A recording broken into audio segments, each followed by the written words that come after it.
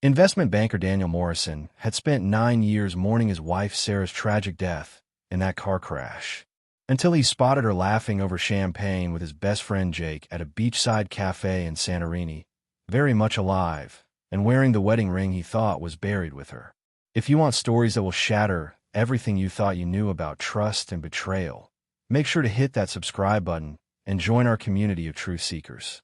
Your support helps us bring you the most shocking real-life cases that prove reality is stranger than fiction. But let's go back to where it all began. December 15th, 2015. The call came at 2:47 a.m., jolting Daniel Morrison from the restless sleep that had become his norm during the volatile markets of that winter. Senior Vice President at Goldman Sachs, Daniel was accustomed to late-night calls about Asian markets or emergency client situations.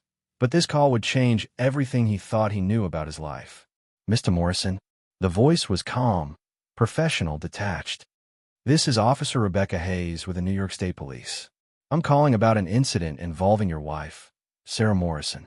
The word incident hit Daniel like a physical blow. Sarah had been driving upstate to visit her sister Emma in Albany, a trip she made monthly despite Daniel's constant worry about her driving alone on those winding country roads. She'd left their Upper East Side apartment that afternoon in her silver BMW, kissing him goodbye with promises to text when she arrived safely. That text never came. "There's been an accident, sir. A serious one." Officer Hayes continued, her voice carrying the weight of delivering news that would haunt families forever. "Your wife's vehicle went off Route 23 near the Catskill Creek Bridge around 11:30 p.m. The car broke through the guardrail and went into the water. We believe she lost control due to black ice conditions." Daniel's world tilted on its axis. The phone felt impossibly heavy in his trembling hand as he struggled to process words that seemed to be coming from underwater. "Is she? How badly is she hurt? Which hospital?" The pause that followed lasted an eternity. "I'm sorry, Mr. Morrison. The vehicle was completely submerged when our dive team reached it. Your wife didn't survive the impact." What followed were the darkest months of Daniel's existence. The funeral at St. Patrick's Cathedral was attended by hundreds, Sarah's colleagues from the nonprofit where she worked advocating for underprivileged children, Daniel's Wall Street associates, friends from their Columbia University days, and family members who had watched their fairy tale romance bloom over 8 years of marriage. Jake Hendricks, Daniel's best friend since their freshman year roommate assignment, delivered a eulogy that left not a single dry eye in the cathedral. "Sarah Morrison was the kind of person who made everyone around her better," Jake had said, his voice breaking with genuine emotion. "She saw potential where others saw problems, hope where others saw despair. But most of all, she loved Daniel with a fierce devotion that inspired all of us who witnessed it. Their love story wasn't just beautiful, it was proof that soulmates really do exist." Daniel had barely been able to stand during that service, supported physically and emotionally by Jake, who had taken indefinite leave from his position at Deutsche Bank to help his best friend navigate the impossible logistics of sudden widowhood. Jake handled everything: insurance claims, legal paperwork, the sale of Sarah's car that had been recovered as a twisted wreck, even the heartbreaking task of boxing up her belongings. For 3 years, Daniel existed rather than lived. His work performance, once exemplary, became erratic as grief consumed his ability to focus on market analysis and client relationships. His Upper East Side apartment became a shrine to Sarah's memory, every piece of furniture exactly as she'd left it, her coffee mug still sitting in the kitchen sink where she placed it that final morning. Jake never left his side during those dark years. He arranged therapy sessions that Daniel refused to attend, organized dinners that Daniel barely touched, and eventually convinced his best friend to start dating again, arguing that Sarah would have wanted Daniel to find happiness. It was Jake who had encouraged Daniel to finally take this vacation to Santorini, their first major trip together since Sarah's death. "You need this, man," Jake had insisted over drinks at their usual Manhattan bar just 2 weeks earlier. 9 years is long enough to carry that weight. Sarah would want you to live again, and I think a change of scenery might help you finally start healing. Daniel had resisted at first, but Jake's persistence and genuine concern had finally worn down his defenses. The Greek islands in late summer seemed like the perfect place to attempt some form of emotional reset, somewhere far from the memories that haunted every corner of New York. Now, Sitting in a taverna overlooking the Aegean Sea, Daniel felt something approaching peace for the first time in nearly a decade. The afternoon sun painted the whitewashed buildings in golden hues, and the sound of waves against the volcanic cliffs below created a rhythm that seemed to slow his constantly racing thoughts. Jake had gone to explore the local shops, leaving Daniel alone with a glass of wine and a book he'd been pretending to read for the past hour. Instead, he found himself watching the other tourists, couples and families enjoying their vacations. And for the first time since Sarah's death, he felt a flicker of hope that maybe, just maybe, he could find a way to rejoin the world of the living. That's when he saw her. The woman was sitting at a café across the narrow cobblestone street, her back initially turned toward him as she laughed at something her companion was saying. But when she turned to signal the waiter for another drink, Daniel's wine glass slipped from nerveless fingers and shattered against the stone floor. The profile was unmistakable. The curve of her neck, the way she tucked her hair behind her ear when she laughed, the delicate gesture of her hand as she reached for a champagne glass. Every detail was seared into Daniel's memory from 8 years of marriage and 9 years of grieving. It was Sarah. His dead wife was very much alive, sitting 50 feet away, wearing a flowing white dress he'd never seen before and laughing with an intimacy that suggested this wasn't a chance encounter with a stranger. And her companion, the man who was making her laugh with such genuine joy, was Jake Hendricks, his best friend, his brother, the man who had held him while he wept at her funeral. Daniel's hand shook as he fumbled for his phone, his mind reeling between rational explanations and the impossible reality unfolding before his eyes. Maybe he was just someone who looked remarkably like Sarah. After 9 years of grief, perhaps his mind was playing cruel tricks on him, projecting his dead wife's face onto a stranger. But then she laughed again, that distinctive melodic sound that had filled their apartment during happier times, and any doubt evaporated like morning mist. The laugh that had echoed in his dreams for nearly a decade was coming from a woman who was supposed to be buried in Woodlawn Cemetery. Daniel rose from his table so abruptly that his chair toppled backward, drawing curious stares from nearby diners. He needed to get closer, needed to confirm what his eyes were telling him, but his brain refused to accept. Leaving a 20-euro note scattered among the broken glass, he stepped into the narrow street, his legs feeling disconnected from his body. The cafe where Sarah and Jake sat was called Ambrosia, its blue and white striped awning providing shade for couples sharing intimate conversations over afternoon drinks. Daniel positioned himself behind a stone pillar decorated with cascading bougainvillea, close enough to observe, but hidden from their direct line of sight. Sarah looked radiant in a way that struck him like a physical blow. Her skin was sun-kissed and glowing, her hair longer than he remembered and highlighted with golden streaks that caught the Mediterranean light. She wore expensive jewelry he'd never seen before, a diamond tennis bracelet that must have cost tens of thousands of dollars, and earrings that sparkled with what looked like genuine sapphires. But it was the wedding ring that made his knees buckle. The same custom-designed platinum band with its distinctive pattern of small diamonds that he'd placed on her finger 8 years ago, the ring that was supposed to be buried with her body. She was wearing it on her right hand now, as if she'd demoted their marriage to a mere memory while she built a new life. Jake leaned across the small table to refill her champagne glass, his movements intimate and familiar. This wasn't a chance encounter or a casual friendship.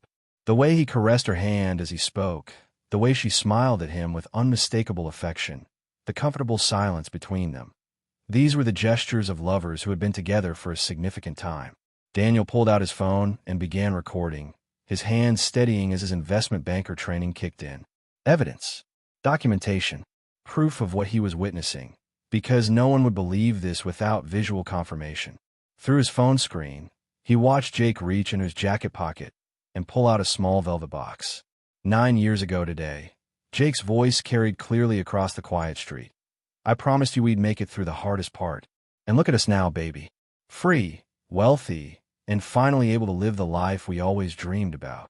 Sarah's eyes filled with tears as she opened the box to reveal an enormous emerald ring. I never doubted you, even when it got so complicated with Daniel. You handled everything perfectly. Daniel's world exploded into white-hot fragments of rage and disbelief. The conversation he was recording was confirming his worst nightmare. Not only was his wife alive, but she and his best friend had orchestrated her death together. The funeral he'd wept through, the grave he'd visited every Sunday for 3 years, the insurance money he'd insisted go to her sister Emma. It had all been an elaborate performance. The insurance payout came through clean, Jake continued, slipping the new ring on his Sarah's finger beside the wedding band that belonged to Daniel. $2.7 million. Plus Daniel never questioned the life insurance beneficiary change you made. He was so destroyed by grief, he just signed whatever I put in front of him. Sarah's laugh now sounded like nails on glass to Daniel's ears. Poor Danny. He always was too trusting for his own good.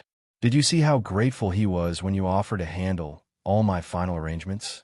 He never even asked to see the body. Because there was no body to see, Jake replied, raising his champagne glass in a toast. Just some Jane Doe from the morgue who was about your height and weight. Amazing what a car crash and some time underwater can do to make identification challenging. Daniel's phone nearly slipped from his trembling hands as the full scope of their deception became clear. They hadn't just faked Sarah's death. They had used an actual corpse, probably some homeless woman or unidentified victim, to sell the illusion. He had been mourning a stranger while his wife and best friend lived in luxury on money stolen through his grief. The plastic surgery was worth every penny, Sarah said, touching her slightly altered nose. Just enough to change my appearance with a new passport, but not so much that I don't look like myself. And the new identity documents you arranged through your banking contacts were flawless. Isabella Rossi has a nice ring to it, don't you think?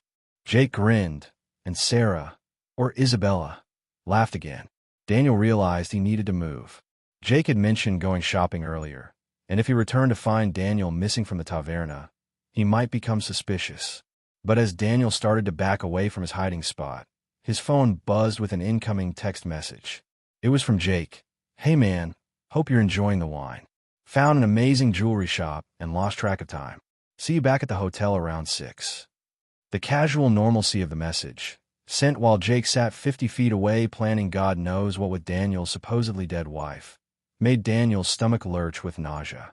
How long had they been laughing at him? How many times had Jake consoled him while secretly celebrating their successful con? Daniel typed back, no problem, take your time. I'm going to walk around the town a bit. He needed space to think, to process what he discovered, and to decide what to do next. But as he prepared to leave his surveillance position, Sarah suddenly stood up and began walking directly toward his hiding spot, her phone pressed to her ear. Daniel pressed himself against the stone pillar, his heart hammering as Sarah passed within arm's reach of him. She was speaking in what sounded like perfect Italian, her voice low and urgent. Sì, capisco. Il denaro sarà trasferito domani. She paused, listening. No, Daniel non sospetta nulla. Jake ha fatto un lavoro perfetto. Daniel's college Italian was rusty, but he caught enough to understand she was discussing money transfers and assuring someone that he suspected nothing. This operation was bigger than just faking her death. They were involved in something that required international coordination and multiple identities. As Sarah walked past and back toward the café, Daniel caught a whiff of her perfume. It wasn't the light floral scent she'd worn during their marriage. This was something expensive, sophisticated, and completely unfamiliar. Everything about the woman he'd just observed was unfamiliar. This wasn't the Sarah who had worked at a children's charity and worried about their monthly budget. This was someone who spoke multiple languages, wore designer clothes, and casually discussed multi-million-dollar financial schemes. Daniel realized with crystal clarity that he had never really known his wife at all. Daniel spent the next hour walking the winding streets of Santorini in a daze, his recorded evidence burning like acid in his phone. The whitewashed buildings and stunning sunset views that had seemed peaceful an hour earlier now felt like a movie set, where his entire life had been revealed as an elaborate lie. By the time he returned to their luxury hotel, Daniel had made a decision. He wouldn't confront Jake immediately. Instead, he would play the grieving widower role one more time while he gathered more evidence and figured out the full scope of their operation. If they had stolen nearly $3 million through insurance fraud, there had to be more to discover. Danny, there you are. Jake's voice boomed across the hotel lobby with the same warmth and concern that had comforted Daniel through 9 years of manufactured grief. How was your walk? You look a little pale, buddy. Daniel forced a smile, amazed at his own ability to lie, when just hours earlier he'd thought himself incapable of deception. Just had too much wine in the sun, I think. Maybe we should have a quiet dinner tonight. Perfect idea. I found this incredible seafood place overlooking the caldera. Very romantic. I mean, very peaceful. Jake corrected quickly, but Daniel caught the slip. Everything Jake said now carried double meaning. During dinner, Daniel watched his best friend with new eyes. Jake's expensive watch, his designer clothes, his casual mention of investments that had paid off recently. All of it now made perfect sense. The man sitting across from him hadn't just betrayed their friendship. He had systematically destroyed Daniel's life while pretending to help him heal. You know what's crazy? Jake said, cutting into his lobster with practiced ease. Sometimes I feel like Sarah is still with us somehow. Like she's watching over you, making sure you're okay. The casual cruelty of the statement made Daniel's hands tremble with rage. Jake was literally correct. Sarah was watching over Daniel, probably laughing as she counted stolen money with her lover, who had pretended to be a grieving friend for nearly a decade. I think about her every day, Daniel replied truthfully, though not in the way Jake assumed. Sometimes I wonder what she'd think of the man I've become. She'd be proud, Jake said with apparent sincerity. You survived something that would have destroyed most people. You're stronger than you know. After dinner, Jake excused himself for another walk to explore the nightlife, giving Daniel the perfect opportunity to search Jake's hotel room. The electronic lock yielded to a trick Daniel had learned from a security consultant client, a simple credit card manipulation that took advantage of the cheap locks most hotels used. Jake's room told a story of wealth and deception. Designer luggage, expensive cologne, and clothes with Italian labels filled the space. But it was Jake's laptop, carelessly left open on the bed, that provided the evidence Daniel needed. The screen displayed an encrypted messaging app, but Jake hadn't logged out. Messages in multiple languages revealed a sophisticated international operation. Sarah, now calling herself Isabella Rossi, was apparently running financial schemes across Europe, using her supposed death as cover to avoid American law enforcement. The most recent message made Daniel's blood run cold. Daniel is getting too close to the truth. The Santorini trip was a mistake. We need to accelerate the timeline. Jake's response, don't worry. If he becomes a problem, we'll handle it the same way we handled the investigation 9 years ago. Some accidents are easier to arrange than others. Daniel screenshotted everything before closing the laptop and returning to his room. His hand shook as he realized the full horror of his situation. Not only had Sarah and Jake stolen his money and his life, but they were now discussing murdering him to protect their secret. The woman he had loved and the man he had trusted were planning to kill him, just as they had killed whatever poor soul had taken Sarah's place in that car 9 years ago. But Daniel Morrison hadn't survived on Wall Street by being naive. If Jake and Sarah thought they were dealing with the same broken widower they manipulated for 9 years, they were about to discover they had seriously underestimated their victim. The game had changed, and Daniel intended to win. Daniel spent the night staring at the ceiling of his hotel room, his mind racing through possibilities and strategies with the cold calculation that had made him successful in high-stakes financial negotiations. By dawn, he had formulated a plan that would either expose the truth or get him killed in the attempt. The first step was gathering more concrete evidence. Using his banking connections and access to international financial databases, Daniel began tracing the money trail that Jake and Sarah had left across multiple countries. What he discovered exceeded even his worst expectations about the scope of their operation. The initial insurance fraud had been just the beginning. Over 9 years, they had used Sarah's death and new identity to establish shell companies across Europe, laundering money through fake investment schemes and charitable organizations. The woman who had once claimed to care about underprivileged children was now stealing from actual charities, using her fundraising experience to perfect increasingly sophisticated cons. But it was the discovery of other victims that made Daniel's blood run cold. Through encrypted messages he'd photographed from Jake's laptop, Daniel found references to at least 3 other widowers in different countries, men whose wives had died in suspicious accidents, leaving behind substantial insurance payouts that Jake had helped process through his banking connections. Marcus Webb in London, whose wife drowned during a solo sailing trip. Chun Lu in Singapore, whose spouse died in a hiking accident. Alessandro Torres in Madrid, whose partner perished in a house fire. All had been left devastated and grateful for Jake's financial guidance during their grief. All had trusted their deceased wives' money to investment portfolios that Jake managed. Daniel realized he wasn't just dealing with insurance fraud. He was uncovering a serial killing operation that used grief as a weapon and friendship as camouflage. His phone buzzed with a text from Jake. "Morning, buddy. Beautiful day for some sightseeing. Want to check out the old lighthouse at the edge of the island? I heard the views are incredible." The lighthouse location made Daniel's stomach lurch. Isolated, surrounded by dangerous cliffs, with no witnesses for miles. If Jake and Sarah had decided to eliminate their liability, it would be the perfect place to stage another accident. Daniel typed back, "Sounds perfect. Meet you there at noon." But Daniel had no intention of walking into their trap unprepared. Instead, he spent the morning implementing the most important part of his plan: insurance.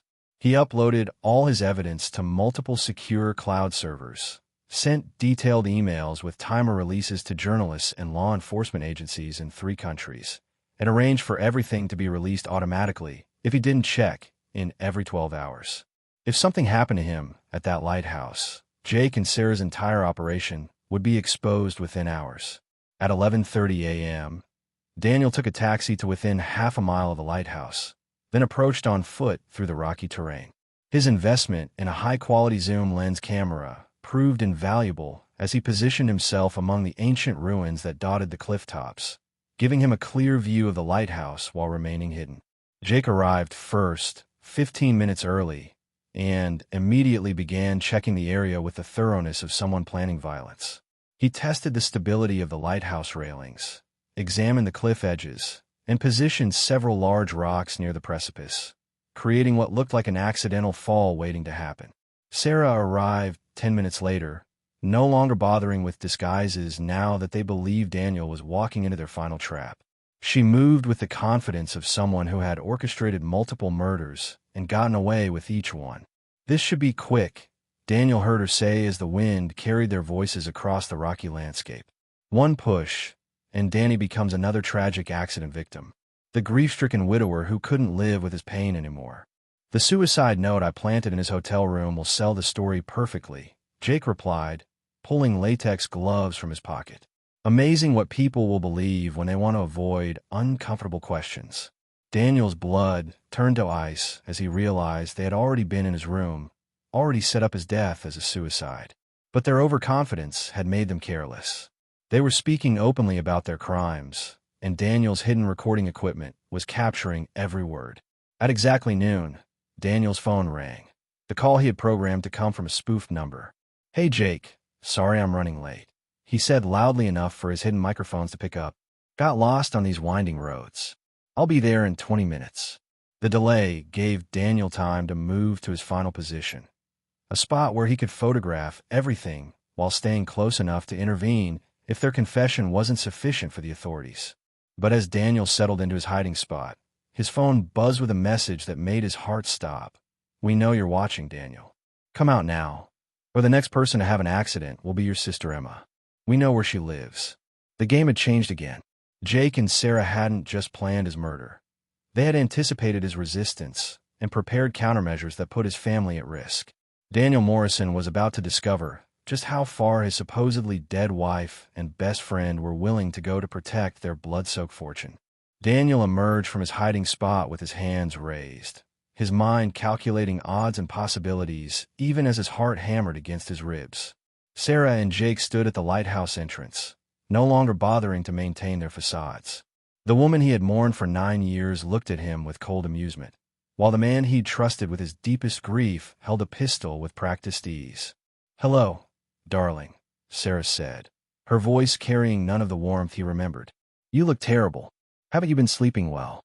9 years of nightmares tend to do that," Daniel replied, stepping closer but keeping his movements slow and non-threatening. "Though I suppose you wouldn't know anything about guilt-induced insomnia." Jake laughed, the sound echoing off the ancient stone walls. "Guilt? Danny, you always were too sentimental. This was business, pure and simple. You had something we wanted, and we took it. The only guilt I feel is that we didn't think bigger from the start. Bigger? Daniel asked, though he already knew the answer from the evidence he'd gathered. Marcus Webb's yacht accident netted us $1.8 million, Sarah said proudly. Chun Lu's hiking mishap brought in $2.3 million. Alessandra's house fire was worth $3.1 million. Your little tragedy was actually our smallest score, but it gave us the perfect cover to expand internationally. Daniel felt sick as the full scope of their serial killing operation became clear. How many people have you murdered? Murdered is such an ugly word, Jake said, adjusting his grip on the weapon. We prefer to think of it as strategic life restructuring. People die every day in accidents, Daniel. We just made sure those accidents happened to people who could afford to compensate us for our efforts. The casual way they discussed multiple homicides made Daniel realize he was dealing with genuine psychopaths who had used his grief as entertainment while they perfected their killing techniques. But he had one advantage they didn't know about. Everything they were saying was being recorded and transmitted to law enforcement agencies in real time. What about Emma? Daniel asked. What did my sister ever do to deserve being dragged into your sick game? Sarah's expression hardened. Emma was supposed to be your next of kin beneficiary, remember? When you die tragically today, overcome by grief and guilt, she inherits everything, including the investment portfolio that Jake has been so carefully managing for you. The portfolio that's actually empty, Jake added with a grin. Amazing how much money a grieving man will trust to his best friend's expertise. Every dollar you earned over the past 9 years went straight into our operation fund. Daniel realized they had been systematically draining his accounts while he worked obsessively to distract himself from grief. His entire financial life had been hollow for years, sustained only by their need to maintain appearances until they decided to eliminate him. But Emma won't live long enough to enjoy her inheritance, Sarah continued. Grief runs in families, doesn't it? Especially when people discover their loved ones died because of their own poor investment choices. The threat to his sister triggered something primal in Daniel.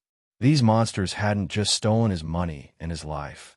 They were planning to torture and kill the only family he had left, simply to cover their tracks more thoroughly.